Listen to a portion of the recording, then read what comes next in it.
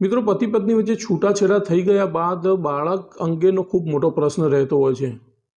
હવે માતા અને પિતા બંને બાળકની કસ્ટડી લેવા માટે પ્રયત્ન કરતા હોય છે કે બાળક કોની પાસે રહેશે।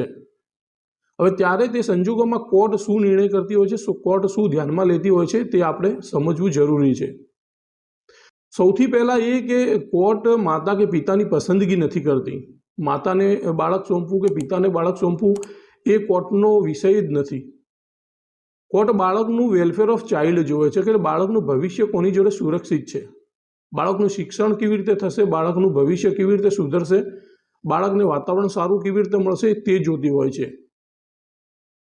બાળક જો 5 વર્ષથી નાનું હોય તો બાળકની કસ્ટડી કોર્ટ હંમેશા તેની માતાને જ સોંપતી હોય છે, કારણ કે તે વખતે તે બાળકની સૌથી વધારે જરૂર માતાને હોય છે અને માતાને સૌથી વધારે જરૂર તેના બાળકની હોય છે।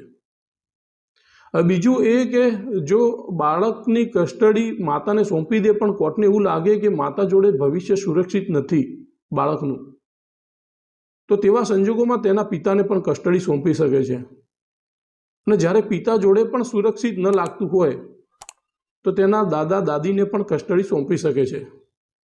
એટલે છેલ્લે એક જ વાત રહી કે કોર્ટ માતા કે પિતાની પસંદગી નથી કરતી, પણ કોર્ટ વેલફેર ઓફ ચાઇલ્ડ જોવે છે કે બાળકનું ભવિષ્ય કોની જોડે સુરક્ષિત છે।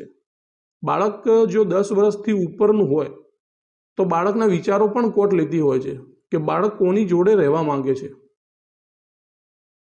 એટલે આપણે એમ સમજીએ કે બાળકની કસ્ટડી સોંપવા માટે કોર્ટ માતા પિતાની પસંદગી નથી કરતી, પણ બાળકનું ભવિષ્ય પસંદ કરે છે કે બાળકનું ભવિષ્ય કોની જોડે સુરક્ષિત રહેશે।